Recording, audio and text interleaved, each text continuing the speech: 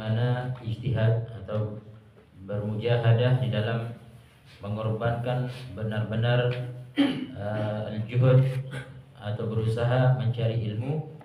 Dan masuk kita di fasl tsani fi safar wa tirhal li talab al-ilm. Qala sayyidina al-imam al-syekh al-islam Ahmad bin Hasan al-Attas nafa'allahu bih, law lam takun fi tanaggul min mautin ila mautin fa'idatun lama amara bihi al-maula faqila lahu wa ma tanaggula al-ma'mur bihi. Qala huwa al-madhkur fi qawlihi ta'ala alam takun ardullahi wasi'atan fatuhajiru fiha. Wa qala alaihi salatu wassalam utlubul ilma walau bisin. Qala sayyidina al-Qutb Abdullah bin Ali al-Haddad radhiyallahu anhu as-Sinu iqlimun ba'idun min ab'adil mawadi' fagalilun minan nas man yasilu ilayhi li bu'dihi fa idza wajaba 'ala al-muslim an yatluba al-ilma wa in kana fi hadhihi al-mahall al-ba'id fa kayfa la yajibu 'alayhi idza kana bayna al-ulama' ولا يلحقه في طلبه كثير مؤنة ولا مشقة كثيرة. انتهى. قال العلماء رحمه الله تعالى إن الرحلة في طلب العلم إما فرض عين إذا لم يجد فيه في بلده من يعلمه أو مندوب muraghhabun fihi idza kana li talabi ziyadah. Di bab ini kita masuk masih di bab 3, tatkala di dalam kitab ini pintu daripada bangunan yang 5 fondasi pada tarekat, yaitu ilmu, amal, kemudian khauf, wara dan ikhlas. Maka masih kita di bangunan pertama. Cuma di bangunan ini ada beberapa pintu, ada beberapa bab. Kita sudah masuk di bab ketiga. Dan di dalam pintu tadi ada beberapa lagi ruangan-ruangan. Dan di sini adalah fasl tsani, yaitu yang kedua, bagaimana di dalam bab ketiga ini orang harus bersungguh-sungguh menghabiskan waktunya untuk belajar ilmu Rasulullah SAW, yaitu di dalam bab kedua adalah safarnya. Dianjurkan kita berpergian sekalipun untuk mencari ilmu. Di dalam bab ini sebagaimana Imam Ahmad bin Hasan al-Attas menyebutkan, ada sebagian orang mengatakan tidak wajib kita. Untuk apa kita pergi cari ilmu? Untuk apa untuk kita pindah-pindah cari ilmu? Maka beliau mengambil daripada salah satu kutipan daripada petikan ayat Al-Quran di surah An-Nisa ayat 97, alam takun ardullahi wasi'atan fatuhajiru fiha. Para ahli tafsir karena menafsirkan ayat ini, kita disuruh berhijrah oleh Allah Subhanahu wa taala, disuruh kita berhijrah dalam ayat ini. Dan hijrah ini kebanyakan para ahli tafsir, boleh kita hijrah dari satu tempat ke tempat yang lain. Tujuannya apa? Untuk mengambil perintahnya Allah Subhanahu wa taala. Dalam ayat ini kan Allah perintahkan kita untuk hijrah. Hijrahnya bukan untuk dunia, hijrahnya adalah untuk menuntut ilmu. Maka di sini diambil oleh Imam Ahmad bin Hasan al-Attas dalam kutipan ayat tadi. Maka wajib tatkala seseorang tidak memiliki tempat untuk mencari ilmu di tempatnya, wajib dia berhijrah untuk mencari ilmu. Hukumnya wajib. Karena diambil juga daripada hadisnya Rasulullah SAW. Kalau ada orang yang mengatakan tidak wajib kita pergi cari ilmu, dia sudah mengingkari perintahnya Allah. Allah menyuruhkan kita perintah dalam ayat. Begitu juga hadisnya Rasulullah SAW, udlubul ilma walau bisin. Kita disuruh mencari ilmu walaupun di Cina. Kalau Cina mana lebih dekat, dari Madinah ke Cina atau dari Indonesia ke Cina? Indonesia ke Cina lebih dekat. Karena di zamannya baginda Rasulullah SAW menyebutkan di tempatnya Rasulullah negeri yang paling jauh di sini disebutkan. Kenapa Rasulullah menyebutkan itu? Bahwa Imam Abdullah Al-Haddad menyebutkan bahwa karena negeri Cina itu negeri ba'idun min ab'adil mawaqif.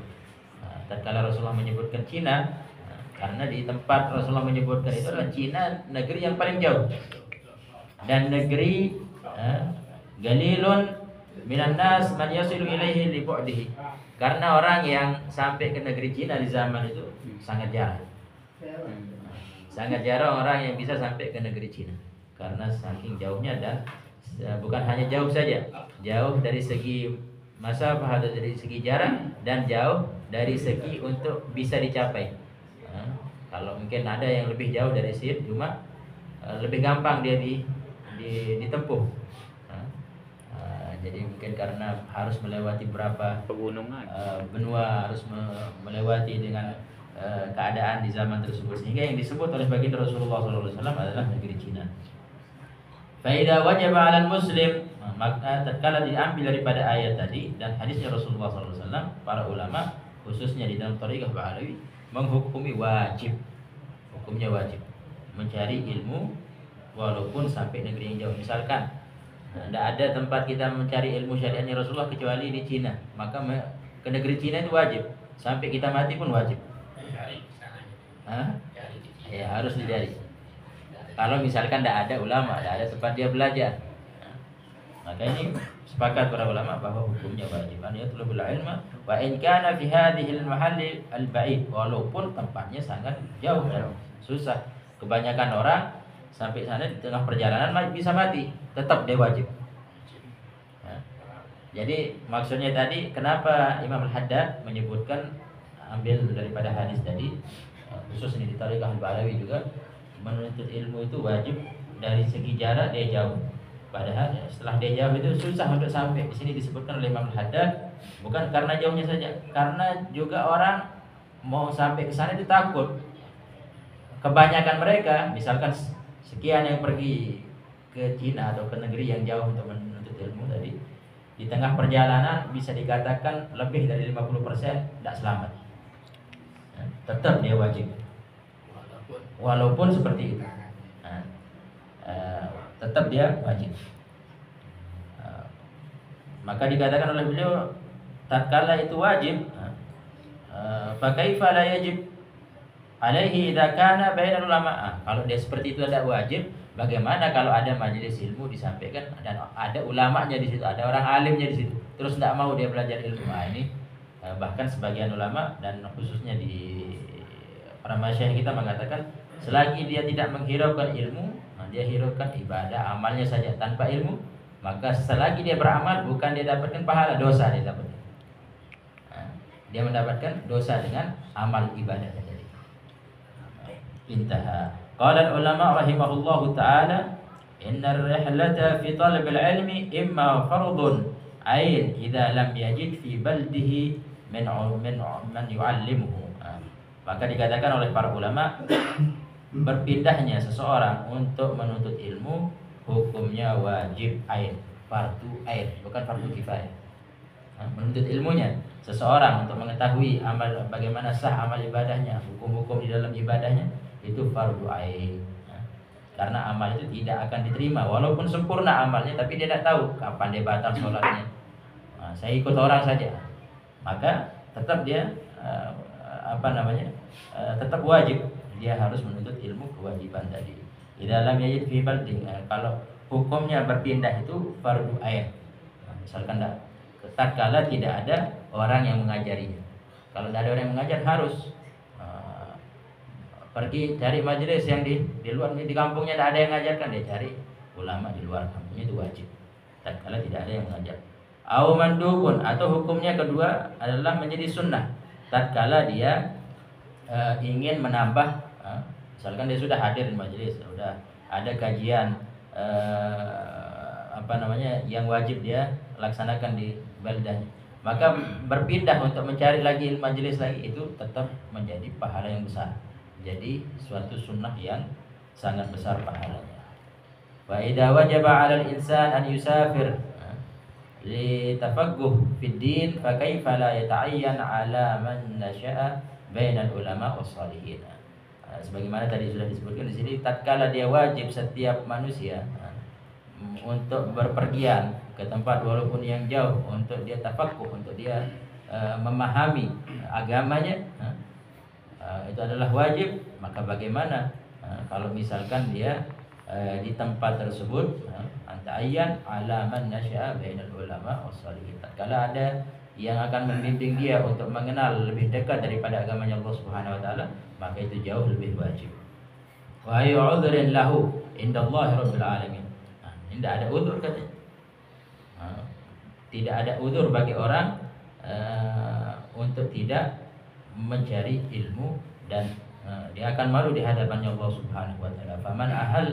Fa'an ahammal al-ilma radiya bil jahl wal 'ama fa huwa jahilun maghrurun. Karena dikatakan orang yang menganggap ilmu itu biasa, kan sudah kita tahu yang wajib-wajib saja. Tapi syarat untuk kewajiban itu diterima adalah dengan ilmunya. Sebagaimana di sini disebutkan, orang yang tidak mau tahu dengan ilmu dan dia ridha dengan kebodohannya tadi, ridha dengan tidak mau belajarnya tadi, maka itu adalah bodoh yang maghrur, yang orang gurur, orang dia sombong dengan kebodohannya, dia berbangga dengan kebodohannya, maghrur. Bagadagarratul hayatud dunya. Karena apa? Karena orang kalau sudah seperti itu, dia akan celaka hidupnya di dunia. Wa gharrahu billahil ghurur. Karena Allah Subhanahu wa taala juga membenci orang-orang yang tadi. Sebagaimana dia menganggap remeh, maka Allah juga akan balas dia dengan pandangan yang remeh. Dia meremehkan agamanya Allah Subhanahu wa taala, maka juga Allah akan tidak menghiraukannya. Sebagaimana dia tidak menghiraukan ilmu, Allah juga tidak akan menghiraukan kehidupannya di dunia sampai di akhirat. Billahi taufiq, alhamdulillah rabbil alamin. Sebelum doa mungkin ada pertanyaan.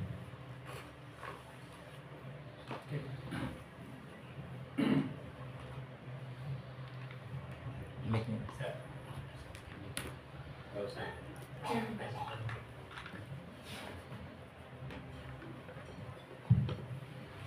Bismillahirrahmanirrahim. Assalamualaikum warahmatullahi wabarakatuh. Waalaikumsalam. Bagaimana disampaikan tadi, kita diwajibkan untuk berilmu. Jika kembali kepada zaman sekarang ini, sudah banyak alat canggih, ada medsos, ada TV, ada YouTube dan sebagainya. Apalagi ada referensi itu buku. Apakah tidak cukup dengan itu untuk mencari ilmu? Perlu untuk lebih selesai dengan apa? Terima kasih. Di situ sekarang masya Allah dipermudah kita untuk menuntut ilmu, tapi kita masih malas menuntut ilmu. Nah, di sini perlu ada sebuah nasihat dari kalamnya sholihin dan sering diulang-ulang disampaikan oleh salah satu gurunya, para guru-guru kita, Al-Habib Abu Bakar Al-Adni. Di dalam fikih tahawulannya juga beliau menjelaskan, sesungguhnya kalau orang meremehkan majelis ilmu, saya cukup sudah. Sekarang kan gampang, saya buka TikTok, saya buka Facebook, saya buka media sosial, di situ ada ulama-ulama. Ya, tar dulu, selain ulama ada siapa juga di situ? Mampir dia. Macam-macam pemandangannya mampir di situ. Kalau kita cukupkan sampai di situ, itu adalah racun. Hati-hati. Walaupun wali yang menyampaikan, kita tonton kajiannya wali Allah misalnya, tapi setelah itu kita hati-hati, itu kita makan makanan yang enak, yang lezat, tapi di dalamnya ada racun. Hati-hati. Itu sering nasihat dari beliau, dan tidak akan bermanfaat ilmu. Walaupun wali Allah yang nyampe kan, kecuali dia khusus HP-nya tidak ada channel-channel yang lain itu tadi. Khusus dia beli HP khusus, tapi susah sekarang semua bisa masuk. Jadi ibaratkan sama beliau, sama kita makanan yang enak, masya Allah, dari tuan rumah dari makanannya Masya Allah, nasi apa namanya Bukhari. Nah, atau ada yang lebih lezat dari itu, gambarannya yang digambarkan. Tapi ya kalau ada racun, mau kita makan apa enggak? Kira-kira enggak kita. Jadi intinya seperti itu. Hendaknya seseorang di dalam menuntut ilmu, mencari ilmu, majelis ilmu, untuk mendapatkan ridhonya Allah, mendapatkan pendekatan kepada syariat, mendekat dirinya kepada agamanya Allah Subhanahu wa taala. Itu intinya kalau dari nasihat itu hanya daripada orang-orang tua kita, guru-guru kita seperti itu. Jangan cukup bahwa sekarang masya Allah dipermudah ya. Tapi di situ ada tujuan orang-orang Yahud. Walan tarda ankal yahuda hatta tattabi'a millatahum. Mereka membuat alat-alatnya memang untuk merusak kita. Untuk merusak. Tapi harus sebaik-baiknya kita menyelamatkan diri kita, menyelamatkan agama kita juga dengan menggunakan itu untuk hal-hal yang baik. Tapi tidak cukup, jangan merasa cukup dengan hal tadi, karena di balik itu juga ada godaan syaitan. Setelah kita mendengarkan kajian ilmu bagus, kita mau amalkan, tidak taunya lewat. Innal hasanat yamhinna sayyi'at. Sesuatu yang baik sedikit sebentar ya dihapus. Kalau nulis di papan tulis kan panjang kita tulis. Kalau ngapus seret cepat.